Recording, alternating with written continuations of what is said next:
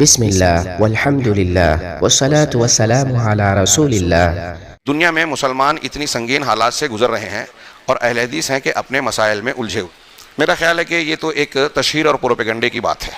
آمین رفع الیدین کی بات آپ دیکھیں، اہل حدیث میں کتنے ایسے افراد آپ کو ملیں گے سماج اور معاشرے میں جو لوگوں کو پکڑ پکڑ کر اس مسئلے پر محنت کرتے رہتے ہیں۔ شاذ و نادر۔ میرا اپنا مشاہدہ تجربہ یہ ہے کہ اگر کوئی شخص اہل حدیث ہوتا ہے یا حدیثیں پڑھنے کے بعد رفع الیدین شروع کرتا ہے تو جو نہیں کرنے والے ہیں وہ چھڑتے ہیں، ایسا کیوں کر رہے ہو، مذاق اڑاتے ہیں، مکھی اڑا رہے ہو کیا، یہ منسوخ ہو چکا تھا، اس قسم کے دعوے شروع کرتے ہیں۔ اب وہ بندہ جو اس کو سنت سمجھ کر اختیار کرتا ہے اور سنت ہے تو وہ اس کا جواب دینے لگتا ہے۔ تو کیا ہم یہ کہیں گے کہ ہم اس مسئلے میں الجھے ہوئے ہیں؟ تو جو کرنے والا ہے وہ الجھا ہے یا جو ٹوک رہا ہے وہ الجھا ہے؟ ایک بات۔ دوسری بات یہ کہ ہمارے دین کے مسائل میں سے ایک رأس العبادات نماز ہے۔ نبی پاک صلی اللہ علیہ وسلم نے جب نماز بتایا کہ فرض ہے، یہ بالکل موٹی سی بات ہے جو میں ابھی اتنی لمبی تقریر کیا، لمبی تمہید ہو گئی، اس کا مقصد کیا تھا کہ ہم کو اللہ کے سامنے جھکنا ہے، رسول کی بات ماننی ہے، تو پورے دین کو اختیار کرنا ہے۔ ہمارا دین صرف سیاسی امور کا نام نہیں ہے، صرف روزے کا نام نہیں ہے، حج صرف دین نہیں ہے، شادی بیاہ صرف دین نہیں ہے، زندگی کا ہر پہلو ہمارے دین کا حصہ ہے۔ ایک مومن بندہ شادی بھی کرتا ہے تو وہ بھی دین ہے، اور لین دین کرتا ہے وہ بھی دین ہے، رزق حلال کے لیے کوشش کرتا ہے، بیوی کے حقوق ادا کرتا ہے، بیوی کے لیے، بیوی بچوں کے لیے لقمہ تیار کر کے ان کے منہ میں ڈالتا ہے، یہ بھی دین ہے، اجر و ثواب کا باعث ہے، آپ جانتے ہیں۔ تو اب ہم جب دین کی چیزیں اختیار کر رہے ہیں تو اس میں ایک بہت اہم چیز ہے، اللہ کے رسول صلی اللہ علیہ وسلم نے فرمایا نماز فرض ہے، قرآن نے فرمایا اقیموا الصلاۃ۔ نماز جب فرض ہے تو نماز کا سیکھنا فرض ہے کہ نہیں؟ کیا ہم یہ کہہ سکتے ہیں اللہ کے پاس، کل کوئی بھی کہہ سکتا ہے کہ بھائی اللہ تعالیٰ تو نے نماز تو فرض کی تھی، یہ مجھے پتا تھا لیکن یہ معلوم نہیں تھا کہ نماز پڑھتے کیسے ہیں، اس لیے میں نے نہیں پڑھی، یا پڑھی تو غلط پڑھی، چلے گا؟ نہیں۔ اسی لیے کہا گیا حدیث میں طلب العلم فریضۃ علی کل مسلم۔ یہ سوال جواب کے ضمن میں بھی اس پر غور کر سکتے ہیں کہ علم کا سیکھنا اس لیے ضروری ہے، علم کا طلب کرنا ہر مسلمان پر فرض ہے۔ یہ کون سا علم فرض ہے؟ ہر مسلمان کو انجینئر بننا فرض ہے، ڈاکٹر بننا، وکیل بننا، ماہر فلکیات بننا، سائنٹسٹ بننا فرض ہے؟ نہیں۔ کیا بننا فرض ہے؟ کون سا علم حاصل کرنا فرض ہوا؟ جو دین کے ضروری علم ہے۔ اب اس میں کچھ لوگ عالم بن سکتے ہیں، سب عالم نہیں بن سکتے، تو پھر کون سا علم سیکھنا ہر مسلمان مرد اور عورت کے لیے ضروری ہے؟ شرک اور توحید کے جانے بغیر آدمی مسلمان نہیں ہو سکتا، توحید اللہ کے حق کو نہیں جان سکتا، اس لیے یہ سیکھنا ضروری ہے۔ کوئی آدمی شرک کرے اور اللہ کو یہ بولے کہ میں مشرک تھا اس لیے کہ میرے باپ دادا نے کیا، قرآن میں سورہ اعراف میں کہا گیا ہے کہ ہم نے آدم کی پیٹھ سے نکال کر تم کو اسی لیے عہد و پیمان لیا کہ قیامت کے دن تم یہ نہ کہہ سکو کہ انا کننا عنہا غافلین، ہم اس سے غافل تھے، معلوم نہیں تھا، یا یہ بھی نہ کہہ سکو کہ باپ دادا نے کیا تھا اور ہم ان کے بعد ان کی ذریت تھے لہٰذا ہم نے ان کی تقلید کی اور یہ شرک کر لیا تو ہم کو کیوں فتہلکنا بما فعل المبطلون، باطل پرستوں نے جو گناہ کیا اس کی وجہ سے تو ہم کو کیوں ہلاک کرتا ہے، ہلاک کرے گا؟ یہ نہیں کہہ سکتے قیامت کے دن۔ مطلب یہ سیکھنا ضروری ہے۔ توحید فرض ہے، شرک حرام ہے، تو سیکھنا ضروری ہے، یہ جاننا ضروری ہے کہ شرک کون سی چیز کو کہتے ہیں اور توحید کیا ہے۔ نماز کو فرض کیا ہے ہر مرد اور عورت پر، مسلمان مرد اور عورت عاقل بالغ پر، تو نماز کا سیکھنا ضروری ہے۔ اللہ کے نبی صلی اللہ علیہ وسلم نے صحابہ کو کہا 20 دن نماز پڑھانے کے بعد ان کو جب رخصت کرنے لگا تو کہا صلو کما رأیتمونی اصلی، نماز ویسے پڑھو جیسے مجھے نماز پڑھتے ہوئے دیکھا ہے۔ اب ہم نے نماز پڑھتے ہوئے دیکھا ہے کیسے، تو حدیثوں میں ہم کو دکھ رہا ہے کہ اللہ کے رسول نے کیسے پڑھی تھی۔ اب اس میں جب ہم نے جانا کہ نبی کریم صلی اللہ علیہ وسلم کس وقت انگلی کو حرکت دیتے تھے، کب ہاتھ اٹھاتے تھے، کب آمین کہتے تھے، کب قرات کرتے تھے، کب پیشانی ٹیکتے تھے، کہاں رکوع میں انگلیاں کہاں رکھتے تھے، سجدے میں انگلیوں کو سمیٹتے تھے کہ پھیلاتے تھے، یہ ساری ادائیں ہم دیکھیں گے نبی کی۔ کیوں؟ یہ نبی نے بتایا ہے۔ نبی کو کس نے بتایا؟ جبریل نے۔ جبریل کو کس نے بتایا؟ اللہ نے۔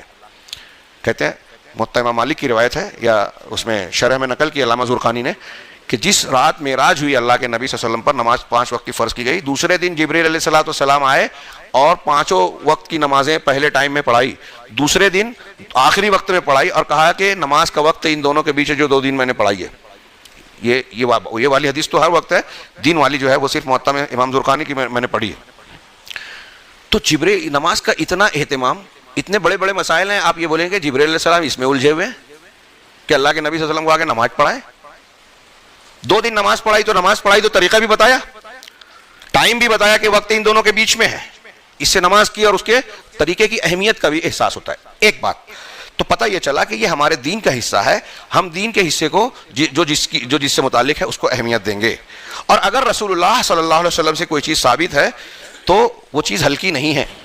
آپ یہ سوچتے کہ یہ غیر ضروری ہے, نبی کی سنت کو کوئی غیر ضروری ہے. امام مالک رحمہ اللہ کے پاس ایک شخص آیا اور اس نے کہا, کچھ سوالات کیے. امام مالک نے کہا کہ مجھے نہیں معلوم. امام مالک, ان کے سامنے ہم ان کے پیروں کے دھول کو نہیں پہنچ سکتے, ہم یہاں جواب دینے بیٹھے ہیں, اللہ معاف کرے غلطی ہو تو. امام مالک نے کئی مسئلے میں کہا ہمیں نہیں, مجھے لا ادری, اور وہ کہا کرتے تھے امام مالک کے لا ادری یعنی میں نہیں جانتا, یہ کہنا سیکھو, اس لیے کہ یہ کہنا آدھا علم ہے, اس لیے کہ تم کو پتا ہے کہ تم کو پتا نہیں ہے, تم کو علم ہے کہ تم کو علم نہیں ہے, یہ آدھا علم ہے. تو امام مالک نے جب کئی مسئلے میں اس آدمی سے یہ کہا کہ مجھے نہیں معلوم, تو اس آدمی نے کہا کہ ارے آپ امام مالک ہیں, امام اہل مدینہ ہے, مدینہ والوں کے امام بولے جاتے ہیں. کہا ہاں میں مالک ہوں. تو کہا اتنی چھوٹی اور ہلکی باتیں نہیں جانتے؟ تو امام مالک کا جواب بتانا چاہ رہا ہوں. انہوں نے کہا کہ اللہ اور رسول کی صلی اللہ علیہ وسلم کی کوئی بھی بات, دین پورا کا پورا اللہ کی طرف سے آیا نا, تو اللہ کی کوئی بات ہلکی نہیں ہے. کیا تم نے قرآن کی آیت نہیں پڑھی سورہ دہر کی, انا سنلقی علیک قولا ثقیلا, کہ ہم عنقریب تم پر بہت بھاری بات ڈالیں گے. تو اللہ کے نبی صلی اللہ علیہ وسلم پر جو بھی بات ڈالی گئی ہے, قرآن ہو یا سنت ہو, یہ بہت بھاری ہے, اس میں ہلکی کوئی چیز نہیں ہے. اب اگر کوئی چیز ہم کو معلوم پڑ گئی کہ اللہ کے رسول صلی اللہ علیہ وسلم یہاں انگلی ہلاتے تھے, تو اب دنیا کے لوگ کچھ بھی کہیں, ہمارے لیے سب سے, ایک مومن کے لیے سب سے پسندیدہ چیز یہ ہوگی, اللہ کے رسول نے کسی مقام پر بٹن لگائی تھی تو ہمارے لیے سب سے بہتر ہوگا کہ ہم یہاں بٹن لگائیں, اگر کھول دی تھی تو ہم کھول دیں گے, اس معاملے میں وہی بہتر ہوگا. کیا کوئی یہ کہے گا, یہ جو لوگ اس طرح کے اعتراض کرتے ہیں, امام مالک رحمۃ اللہ علیہ سے جب بادشاہ وقت نے بلایا اور کہا کہ تم نے ایک فتویٰ دیا ہے طلاق المکرہ لیس بشیء, زبردستی کی طلاق کوئی چیز نہیں ہے, بہت بڑا مسئلہ تھا کیا؟ آمین رفع الیدین تو نماز کی ہے, یہ تو نماز کا بھی مسئلہ نہیں تھا, طلاق کا مسئلہ تھا. خلیفہ نے یہ سمجھ لیا کہ میری خلافت میں نے کچھ لوگوں سے زبردستی بیعت لی ہے, تو امام مالک دراصل اس کو بھی رد کر رہے ہیں. امام مالک کو بلایا, کہا اپنا فتویٰ واپس لو. کہا نہیں لے سکتا, قرآن حدیث کی روشنی میں دیا ہے. کہا لو ورنہ سزا دیں گے.